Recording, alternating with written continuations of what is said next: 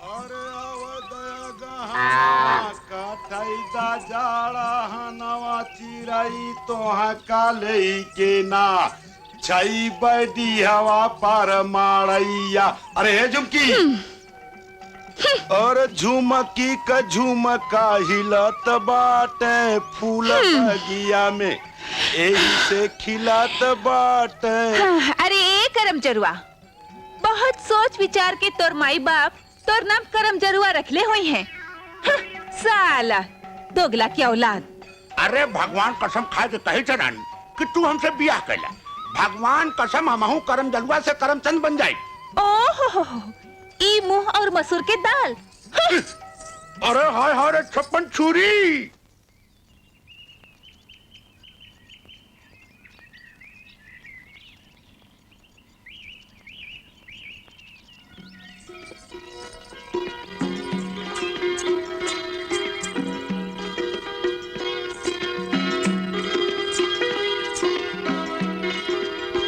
बाबू बाबू उफ, कब से बड़ा? काल से। बैठा ना छुआ जाइबा। छुआ जाए कैसे? बाबू सोचा कभू पितंबर में टाट की पेवन लागल हा जी अब लागी तो पितंबर हवा शुद्ध रेशम की और हम पानी में सरावल पटौवा की टाट। हाँ, और कुछ ना। अब एक बात हमरो कान खोल के सुन लो झुमकी। राकेश के बहुत सारी लड़की मिल जाएंगी, लेकिन राकेश जेद बाने तो सिर्फ झुमकी के खातिर। ये छोट नीच ऊंच जात पात ये हम कुछ ना मानेला। और देखा तू अगर हमार बात ना मान लू ना तो हम परदेश चल जाए, आज अबे लंदन चल जाए। समझ लू हम तोरा खातिर के हैं तोरा खातिर कुछ नहीं ना, कुछ नहीं। अरे राम कसम आप तो लागत बा करम जरुआ का भाग जाग गई बारे। राम कसम ऐसे प्यार से बोलल कर तो तोरे बदे झुमका गढ़ाई रे झुमका। ओए होए होए होए अतना कसट मत कर। तोर तो करम जर ले बा, हमरो करम जर जाए। अरे वो कैसे मुरी रानी? बाप रे बाप। अरे फुलगनवा करम जरुआ ससुर के नाती काहे के कपार पटकता रे? ई तोरा हाथे ना लगी। ससुर के नाती बाप के नाम साग पात और बेटा के नाम परोरा। चल ताड़ी पिए चल। अरे लागी ससुर चल ताड़ी पिए लागी देख लिए। जय जगदीश हरे। माई, ए माई। अरे कहाँ चल गई रे बेटा? तनी घूमे चले गल रही माई। काहे इंग्लैंड अमेरिका जाके तोहार जीना भरल? अरे माई इंग्लैंड अमेरिका हाँ जानत बाड़ू ओजा फूल में न गंध होला न माटी में खुशबू होला न बसंत होला और न कोयल के कुहुक होला। मौसम साल भर एक ही होला माई। ओजा कोई का घूमी है? अच्छा जाके जल्दी से स्नान कर ले माई। लेकिन पियरी, ओ पियरी।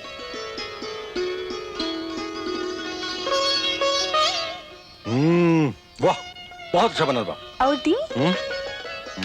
बस जा। बाबूजी। का बेटा? बाबूजी खरियान हुआ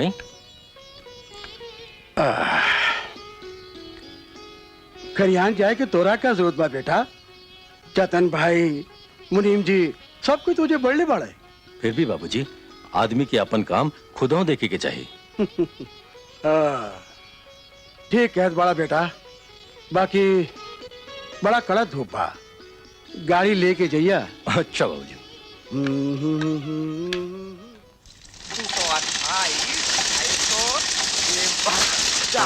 जतन भाई इस साल फसल खूब बढ़िया फैल बा। भगवान के कृपा से 400-500 कुंटल तो होइए जाई। और अरे बबुआ जी आई बबुआ जी आई। अरे ऐसा चिलचिला धूप में काहे देही जरावे खातिर आ गेले बबुआ। अरे ए घुरा हुआ। अरे छतरी लिया रे। ले आओ मालिक। हां लिया नहीं तो लू लग जाए तो बड़ा बेकार हो जाए रे। लिया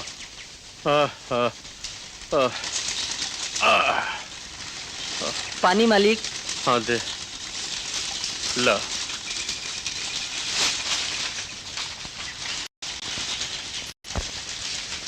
ले।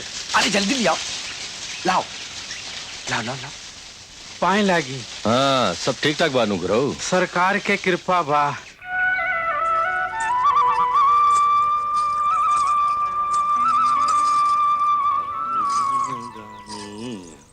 रिजिन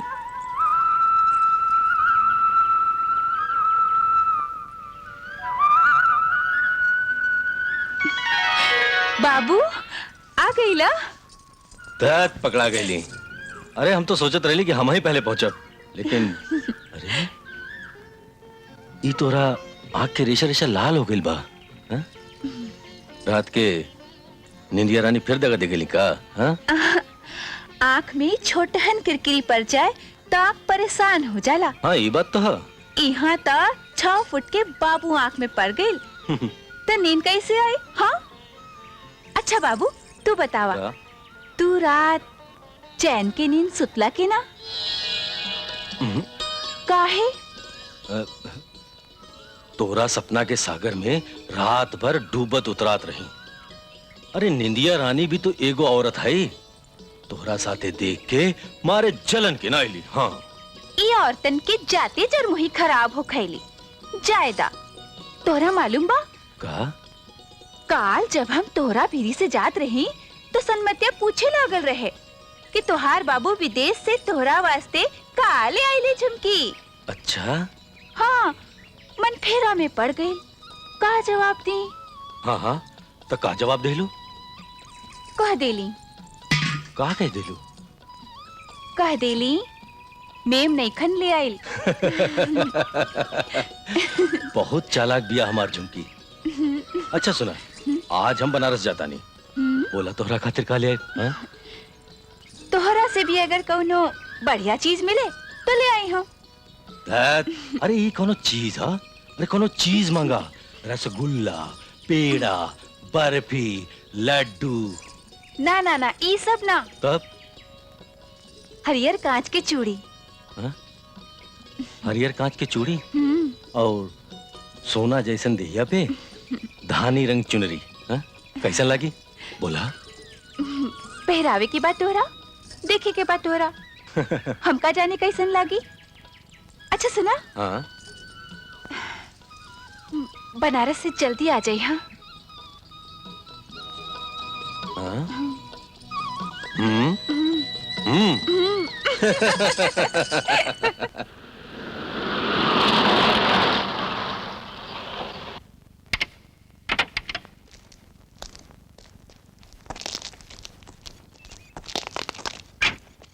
जी के चाही? लाला गिरधारी बाबू के मकान हो। जी हाँ सरकार। और अपने सब? रतनपुर तारवा मालूमे हुई। अरे बहुत समृद्ध गांव और रतनपुर सरकार। फिर तो रघुनाथो पांडे के जानते हो खब। अरे सरकार रघुनाथ पांडे के भला बिहार में के ना जाने सरकार। आई यहीं बैठी, आई आई हमावती आई बैठी। अरे ए राम बचना एक बाल्टी पानी ले आइए रे। खुश रहा। रघुनाथ बाबा का हाल जाल कहल जाए, बहुत ढेर दिन भइल मुलाकात भइला। ईश्वर के बड़हन अनुकंपा बा। हाँ यहाँ के पांडे जी के छोट सहोदर देव प्रसाद पांडे जी। प्रणाम। बनल रही भगवान रउवा के लंबा उम्र के मालिक बनाई। भैया रउवा के बड़ी तारीफ करत रही। सरकार जो जाको गुण जा नहीं सो तही आदर देत। ये साल तो माग एकदम जेठ जैसन जरे लागत। जी जी बिल्कुल बिल्कुल बिल्कुल। ली ली ली। अरे पियरी जाके बड़का मालिक से बोल दे कि रतनपुर का देव प्रसाद पांडे जी आयल बाड़न। जी बोल दे। भोजन कच्चा पक्का ना ना उ सब के तजूरत कैला के कोनो काम नहीं खे। उ सब चीज से हमने के निवृत्त बानी जा। बस सांझ खानी गिरधारी बाबू हाँ कर दी शादी के बारे में, बहुत शांति मिल जाई। लड़की के तस्वीर और जन्म कुंडली लियाल बानी? जी बिल्कुल दिखाई। हाँ हाँ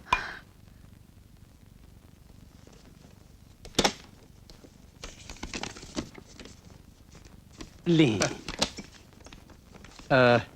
अति सुंदर, अति सुंदर। अब शिक्षा? जी, बनारस से बीए पास बाड़ी। अति उत्तम, अति उत्तम। अच्छा तो ऐसा बा पांडे जी के हम परसों पधारल जाओ, ए बीच में हम भैया से बात कर ले। सरकार कोनो शर्त? शर्त पांडे जी बस यह बा के जन्म कुंडली का मेल खाए के चाहिए और राकेश के रजामंदी। जी। सदा चली आई, प्राण जाए पर वचन न जाई। राकेश की माई जी ई ला अपन होके वाली बहू के फोटो और तनी देख के बतावा कैसन लगा। बहुत बढ़िया। कौना गांव के हिया? रतनपुर के रघुनाथ पाड़े के भतीजी, बीए पास। हाँ कहनी कि ना? हाँ कैसे कर दे। राकेश के पसंद नापसंद भी तो देखे के हुई। कहाँ बा राकेश? बाबू रत, पहचान ले लो। पहचान ले ली, छोड़ दो। छोड़ दी। पहले अपन हाथ फैलावा। हाँ, में का बा? अरे भगवान के दिहल दूधू को आंख बा, खुदे देख ला।